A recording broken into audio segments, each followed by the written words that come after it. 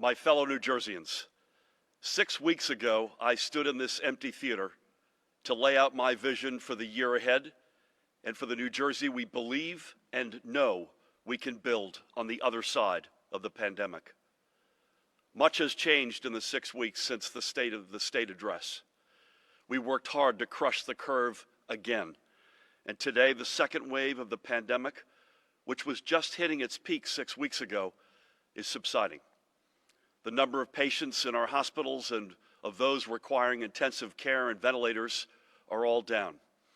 Almost every day, more patients leave our hospitals than are admitted. The spread of the virus is decreasing. The number of new cases identified is down. These declines are occurring as we consistently grow and improve vaccine access and delivery. We are rapidly closing in on 2 million doses having been put into the arms of New Jerseyans. Among them, healthcare workers and first responders, our seniors and most vulnerable residents, and thousands of eligible frontline and essential workers and everyday New Jerseyans who are at a higher risk for serious COVID complications.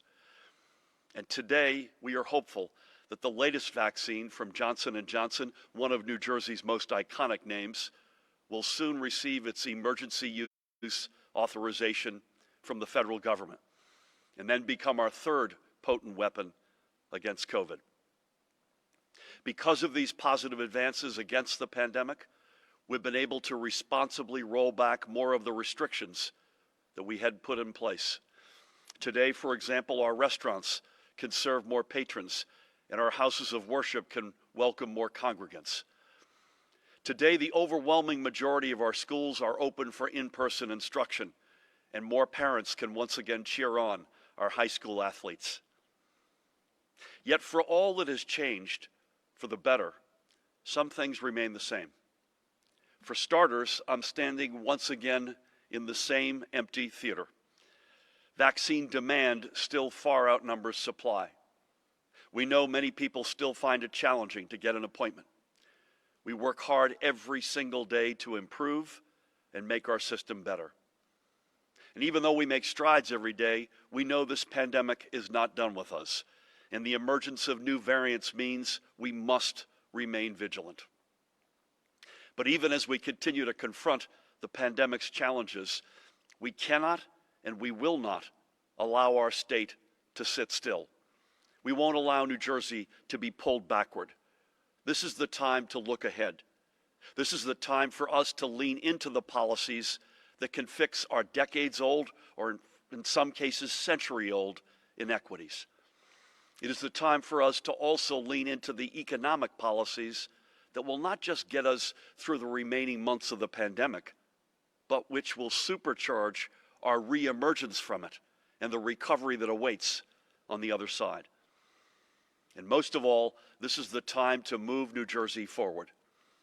And that is what this budget does. This is the vision I put forward in the State of the State address 6 weeks ago, and it's this vision that remains wholly intact today. This budget lives up to our stronger and fairer mission. Stronger to come out of the pandemic with an economy that works for every New Jersey family, and fairer to help families and small businesses hit hard and left behind in the pandemic's brutal wake. This budget will continue to stabilize property taxes for hardworking families. This budget will continue the hard work of moving forward, not only from the pandemic, but from years of neglect. Our problems weren't created overnight, and frankly, they won't be fixed overnight. But I know that brighter days lay ahead. This budget is built to meet the needs of our residents for more affordable and accessible health care, of our kids for a world-class education from pre-K all the way to a solid career, and of our communities to have more inclusive and affordable housing options. This budget is built to spark New Jersey's recovery by creating more good-paying jobs and getting our economy moving again, by supporting the small businesses that were hit hardest and investing in companies that can create the jobs of tomorrow, especially in the clean energy industry that will literally power our future. By building world-class roads and rail service networks, the biggest investments in infrastructure in New Jersey's history. And by modernizing state government itself. Now, to be sure, this future isn't something we just drew up. We've been working for the past 3+ years to build its foundation. Certainly when our administration took office in 2018, no one had any clue of what 2020 had in store for our state, our nation, indeed our world. But the decisions we've made have proven right not just for those times, but for the times we are facing right now. As Senator Robert F. Kennedy said, and I quote him, "The future is not a gift, it is an achievement." This quote rings so true for our state and this moment. And I would humbly add, the future is an achievement built through hard work, with a determination to make the tough decisions, not just the easy ones. And most of all, staying true to a vision and a clear and unwavering set of priorities. We've worked in partnership with our colleagues in the legislature, led by Senate President Steve Sweeney and Assembly Speaker Craig Coughlin. And the reforms and advances we have made together over the past 3 years are paying off. A stronger and higher minimum wage, opening access for more residents to quality and affordable health care, real second chances for those formerly incarcerated, broader protections for workers and our immigrant communities, and reforming the incentives available to businesses who call New Jersey home, among other vital steps taken together. Yet underpinning these successes are the fiscal decisions we have made over the previous 3 years, which have similarly strengthened our economic foundation. We instituted the budget practices and policies we did because after years of neglect, our fiscal house needed to be restored. Those decisions are even more important and impactful now. We made the first payments into our rainy day fund in over a decade. It could have been very easy to just spend this money, but saving it has proven helpful to ensuring that our state weathers the pandemic. We've been consistent in how we've built our budgets. We removed the blinders and rose-colored glasses worn by previous administrations to deliver budgets that were honest and straightforward, built on real and attainable revenue figures, and with record-setting surpluses. We've been clear in how, where, and why we would invest. Our budgets have not been one-year Band-Aids to get us from election to election, but long-term plans focused on our future success. We have focused on responsible decisions, not gimmicks or smoke and mirrors. Look, we've been honest and transparent at every step of the way. We've never pulled a bait and switch on the people of New Jersey or on the programs they rely upon. We made the hard choices to prepare for the unknown challenges, never imagining a once-in-a-century pandemic would set before us challenges never before seen. But the decisions we have made have us ready to not only build back, but leap forward. We have sought long-term savings wherever we could. We negotiated in good faith with our public union partners and educators on health care plans that are delivering high-quality care for the workforce all of us rely upon, while at the same time cutting costs for taxpayers. We've taken a critical look at the operations of government itself to ensure that we are doing things as efficiently and effectively as possible. We're investing in modernizing critical operations and technologies in the Motor Vehicle Commission and in our unemployment systems in the Department of Labor, two areas in particular where the pandemic exposed shortcomings. Too many people across New Jersey paid the price for that long-standing neglect. So this is my simple, clear message. New Jersey is done kicking problems down the road. We are solving them. And we have looked to streamline other processes as well. This budget will, for example, do away with antiquated permitting rules at the Department of Environmental Protection and other departments, which will cut government bureaucracy and get projects off the ground quicker. We are focused on ensuring that our state government works the way it should, and under this budget, the needs of New Jersey will be met by a government that is more efficient and smaller than it was when we took office. We got to work restoring NJ Transit to make it function better for commuters and to make it a point of pride for attracting, growing, and keeping new jobs and industries. And we put shovels in the ground to modernize the drinking water infrastructure we will need to make our communities safer, especially for our kids. Because of sizable support from the federal government, these investments are all protected and maintained. And I can stand here today and tell NJ Transit's riders that for the 4th year in a row, you will not see a fare hike. Under prior administrations, fares went up while service went down.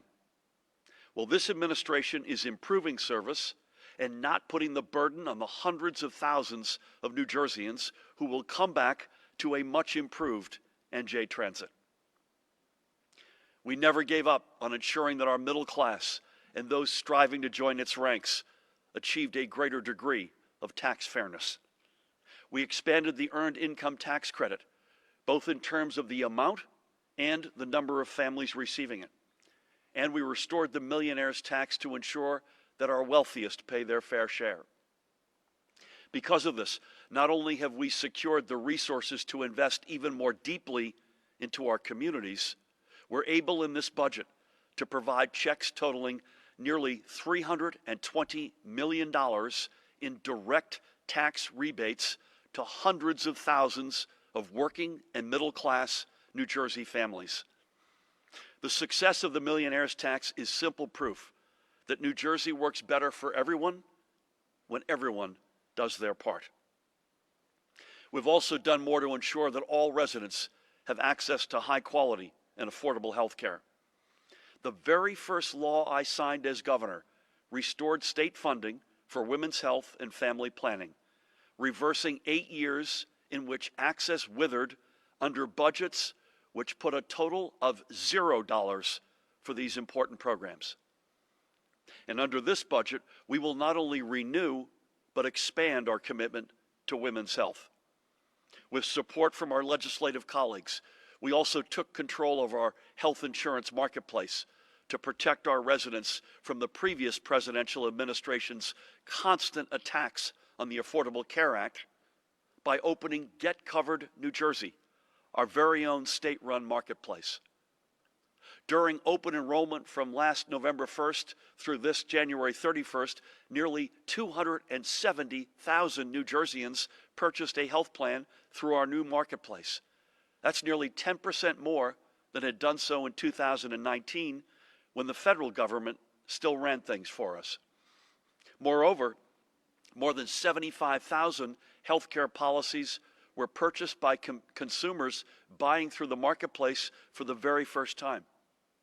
Not only do we make healthcare more accessible than ever by opening our own state-run healthcare marketplace, we made health insurance more affordable than ever before. Thousands of New Jerseyans who have qualified for financial assistance are paying monthly premiums today lower than when the Affordable Care Act first came online in 2014. For families and individuals who still need health insurance, I have announced a special enrollment period through this May 15th in response to the pandemic. So go to getcovered.nj.gov. That's getcovered.nj.gov today to shop for a health care plan and enroll. No questions asked. And to ensure that consumers continue to find good values on our exchange, our proposed budget would provide even more direct financial assistance and therefore lower monthly premiums to many customers. Making healthcare more accessible and more affordable is a smart thing to do in good times. It is even more critical now, given the times we're currently in. This is what change looks like. This is change that works. This budget is prepared to support New Jerseyans through every stage of life.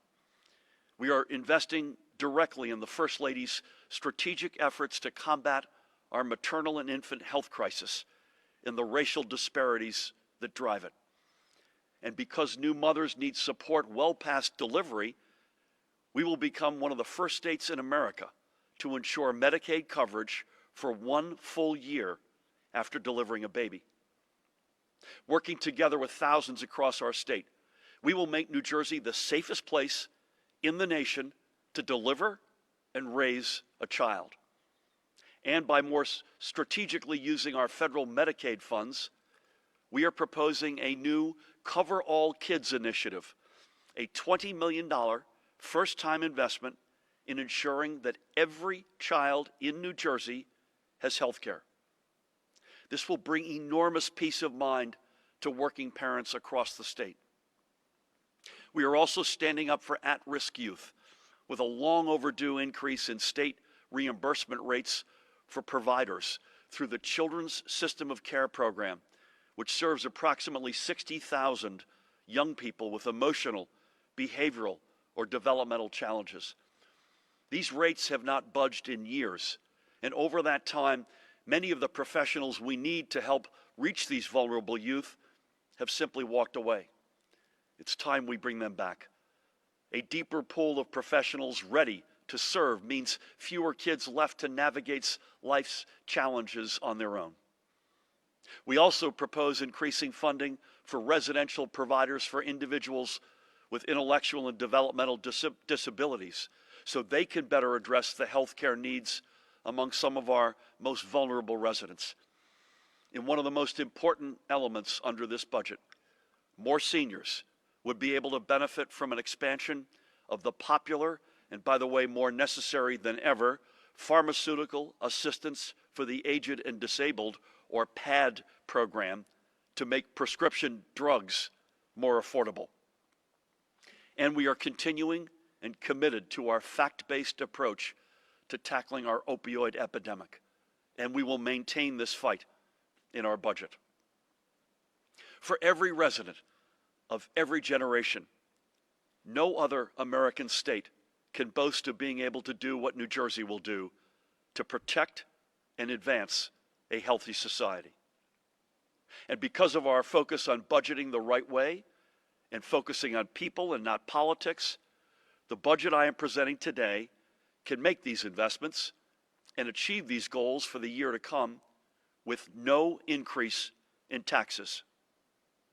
Yet we'll be able to maintain and grow our investments in the key areas that will power our state's emergence from the pandemic and drive us confidently into our future. The investments we've made in our public schools and other policies we've pursued to help communities smartly grow and redevelop have been made because we know that finally tackling the issue of property taxes requires a keen focus on the core drivers of property taxes. Because of this focus on delivering real and lasting property tax relief, our administration's first 3 years have seen the slowest rate of property tax increase of any administration since the start of the millennium. Since we've taken office, the budgets we've presented have contributed to 3 of the lowest year-over-year increases in property taxes on record. This year, we aim to keep this progress going. To begin with, we have no intention of breaking our streak of fiscal responsibility and of honestly meeting our state's long-term obligations. And there is no greater example of this than our commitment to increasing our payment into our public employee pension funds. Let's make one thing absolutely clear. The problems and shortfalls in our pension system have absolutely nothing to do with our hardworking public employees who have dutifully paid their full share into the pension funds every 2 weeks. They've been scapegoated for far too long. The problems in our pension system, rather, have everything to do with past administrations of both parties, and going back at least 25 years, who simply and short-sightedly decided not to pay. In fact, some suggest even today that we skip out on our pension obligation. Well, we won't go back to those failed old ways. That's why in this budget, we will achieve full funding of our annual obligation for the first time since 1996, a total payment of nearly $6.4 billion. And we will achieve this goal a year earlier than planned. Making this additional $1.6 billion pension payment isn't some abstract concept. Making the payment is keeping our word to hundreds of thousands of retirees who depend on their pensions. It means keeping our word to families all over our state who were made promises by governors who then turned their back on them. We did it without attacking the middle class and slashing services the way we always knew was possible, but were always told was impossible. And it means keeping our word to all taxpayers that this administration would deal with our long-standing fiscal issues honestly and transparently. Making the full payment and getting our pension system back to safe ground protects your long-term interests as well. We're now on the road to fixing one of the biggest financial problems of any state in America. And when we keep making this payment, we'll go from a pension system that many said was destined for bankruptcy to one that is solvent, healthy, and sustainable. In New Jersey, keeping your word means something, and I am keeping my word. But properly funding our pensions isn't the only obligation we have worked hard to meet. The budget I am proposing would increase our investment in our public schools by $700 million. With this investment, our administration will have increased investment in our pre-K through 12 classrooms by more than $1.5 billion across our 4 budgets. And through this investment, our administration will have come closer to meeting our obligations to our students, educators, and communities through fully funding our school funding formula. This is something that hasn't happened in well over a decade. Make no mistake, this is not just vital funding for our educational communities so they can invest in the tools our students and educators need for a 21st century education. It is just as vital for our property taxpayers. Every dollar in new state funding is a dollar that doesn't have to be placed on the shoulders of local property taxpayers, plain and simple. In over 4 years, along with our partners in the legislature, we will have lightened that burden by more than $1.5 billion. This funding increase also acknowledges the fact that some students have fallen behind due to the burden of remote learning. This increased investment will help stem the learning loss we know has happened, and it will help bring our students back up to par. This also includes expanding our investment in pre-K for our youngest learners by another $50 million, including more than $25 million so more districts can offer free pre-K programs for the families they serve. Pre-K is one of the smartest investments we can make in our future.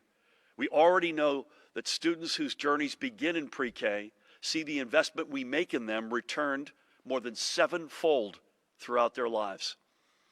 For working and middle-class families, access to high-quality free pre-K programs saves them money, time, and worry. Getting to a full pension payment and more than $1.5 billion in new educational funding are 2 things we were told would never be able to achieve in 8 years, let alone 4. Yet here we are. Other administrations kicked the can down the road. We're done kicking. Today, we're finally picking it up. But we're not done yet, because we know we also have to help the families knocked down by the pandemic pick themselves back up.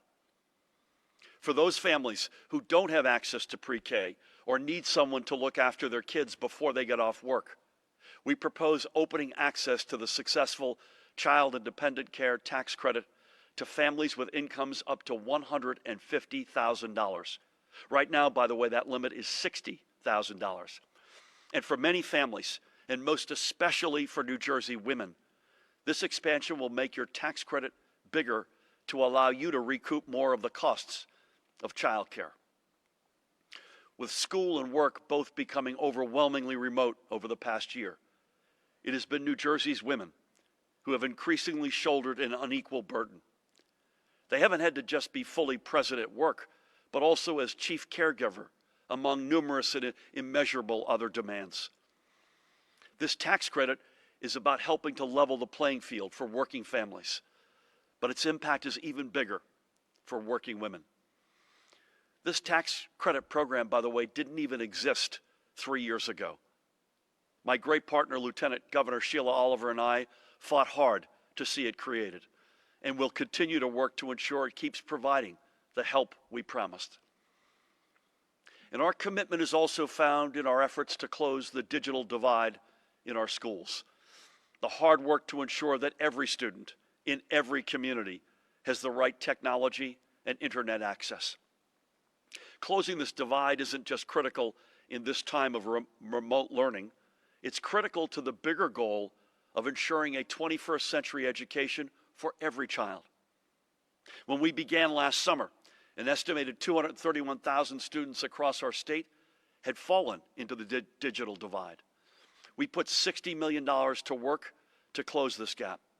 And today, what once was 231,000 students is now just roughly 125. And we're going to get this divide to zero. And when we do, every student will have the tools that they need for a bright future. This isn't just about fixing a long-standing problem few thought could be solved. This is preparing for a brighter future where everyone can participate.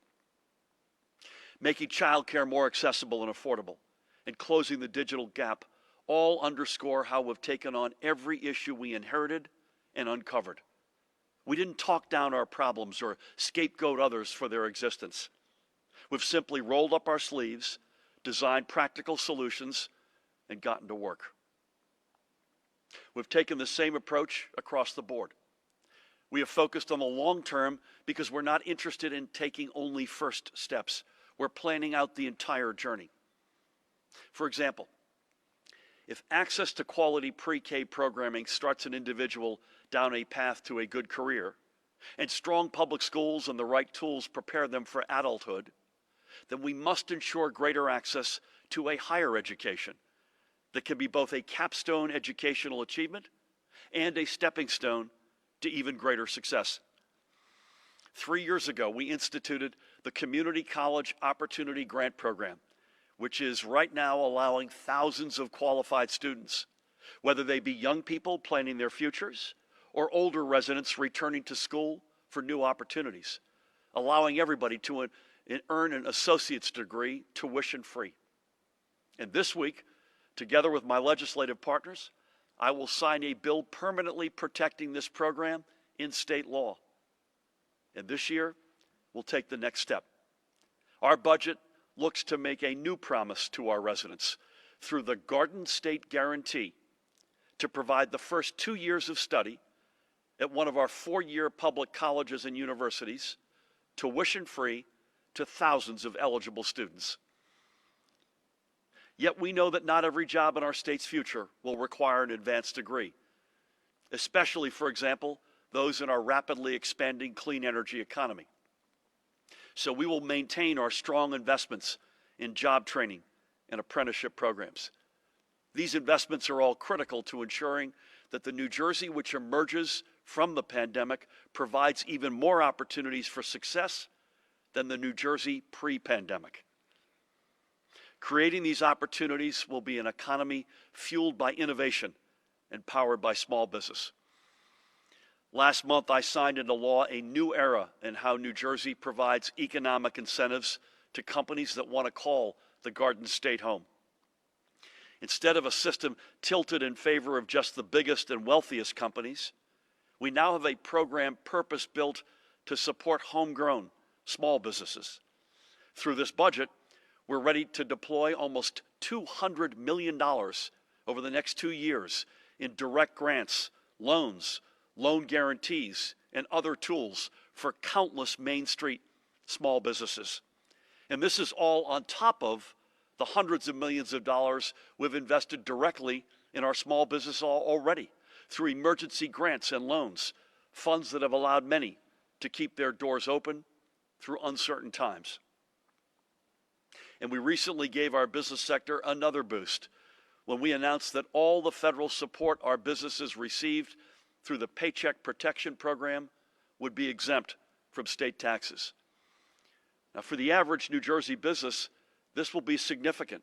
We think a tax savings of nearly $10,000 per business.